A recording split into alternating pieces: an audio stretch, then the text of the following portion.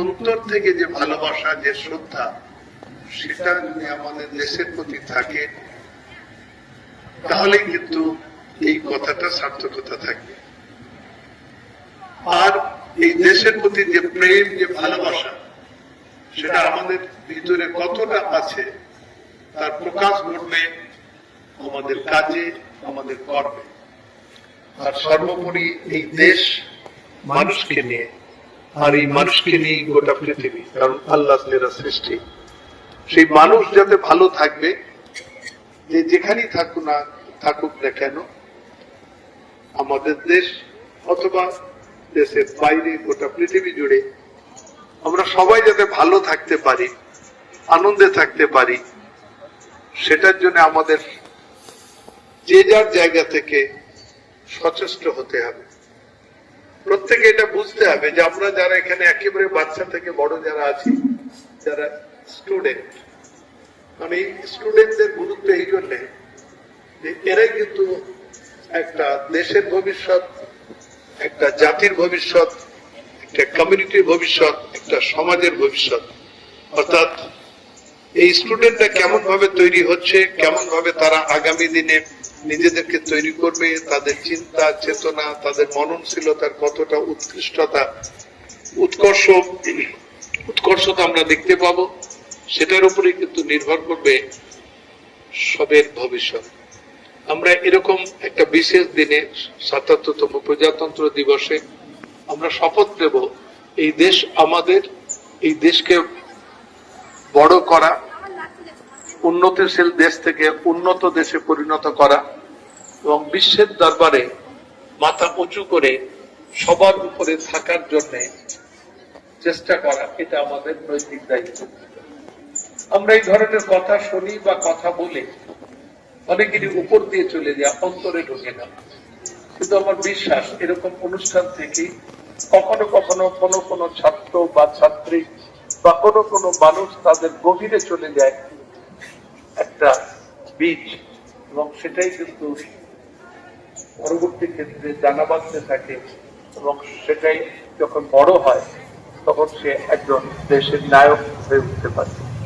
তো আমি আশা করব যে অনেক মহিলা আছে যারা আমাদের দেশকে নেতৃত্ব দিচ্ছে, দেশের রাষ্ট্রপতি আছেন, আমাদের রাজ্যের মুখ্যমন্ত্রী আছেন, এবং বিভিন্ন ক্ষেত্রে বিভিন্ন জায়গায় এখন মহিলারা এগিয়ে আসছে। আমাদের মুখ্য সচিব এখন আছে, প্রথম হলো আমাদের মনে হয় এখানে ডিস্ট্রিক্ট ম্যাজিস্ট্রেট ছিলেন, একজন হাওড়ার ডিস্ট্রিক্ট ম্যাজিস্ট্রেট ছিলেন। এবং সেই জায়গা থেকে তোমাদের মাথায় রাখতে হবে যে আগামী দিনে কেউ না কেউ ভেবেন, এবং যে ভাববে সেই কিন্তু হয়ে যাবে, যে যেমন করে ভাববে সে তেমনই কিন্তু হবে। বেশি বলার দরকার নেই, কাউকে জানানোর দরকার নেই, শুধু সেই বীজটা একেবারে গভীরে নিয়ে যেতে হবে। আমার বিশ্বাস আগামী দিনে, আমি জাস্ট গত যে 23শে জানুয়ারির অনুষ্ঠানে আমাদের কোনো একটা ক্যাম্পাসে আমাদের এক ছাত্রী যে জেলার সভাধিপতি, এখন সে জেলার সভাধিপতি মানে কিন্তু জেলাকে নেতৃত্ব দিচ্ছে, যেমন রাজ্যের মুখ্যমন্ত্রী জেলার দায়িত্বে যিনি থাকেন সভাধিপতি তিনি।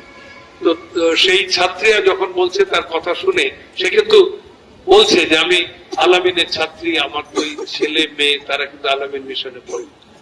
তোমরা জানো রুবিয়া সুলতানা সেখান থেকে পড়ে গিয়েছে। তো আমরা আশা করব আগামী দিনে তোমরা এরকম বিভিন্ন ক্ষেত্রে বিভিন্ন জায়গায় তোমরা নিজেদেরকে তুলে ধরবে।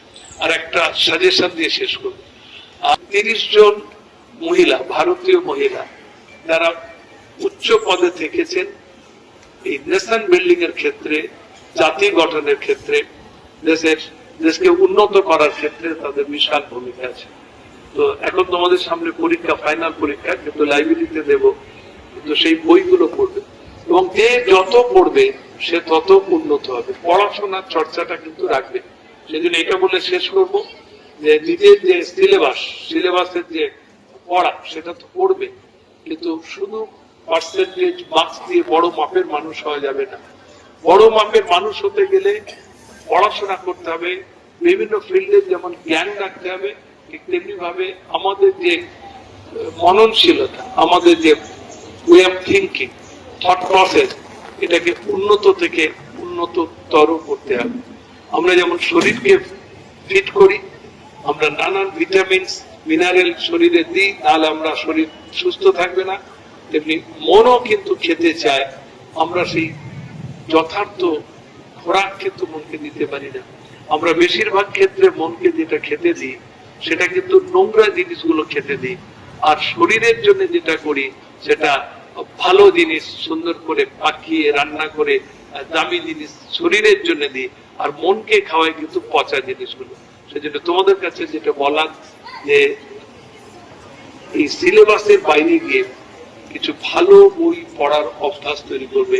এটা তোমার মনকে পুষ্ট করবে, মনকে সতেজ করবে, মনকে অনেক উন্নত করবে, উন্নত চিন্তা করতে শেখাবে। ধন্যবাদ।